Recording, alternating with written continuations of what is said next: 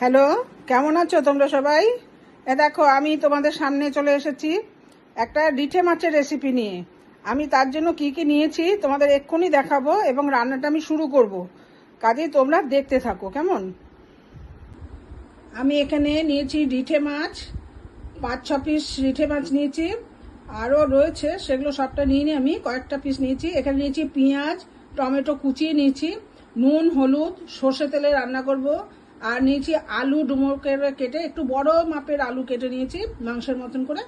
আর নিয়েছি এখানে জিরে, ধনে, পেঁয়াজ, রসুন, কাঁচা লঙ্কা, লঙ্কার গুঁড়ো, সব কিছু মিলে একটা পেস্ট আমি তৈরি করে নিয়েছি মিক্সিতে।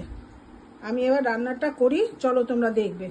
আমি প্রথমে আলুটাকে ভেজে নিই, পরে আমি মাছগুলোকে ভেজে নিলাম। দিয়ে দিলাম একটু এলাচ, দারচিনি ফোড়নে দিলাম, দিয়ে দিলাম কুচানো পেঁয়াজ আর টমেটো। কুচানো পেঁয়াজগুলোর সাথে আলুটা ভাজা হয়ে গেছে। এবার আমি দিয়ে দেবো হচ্ছে এই মশলাটা। এবার দিয়ে দিলাম আমি একটু জল আর কটা কাঁচা লঙ্কা। আজকে আমার অলমোস্ট হয়ে গেছে। মাছের ফাইনাল লুক দেখো।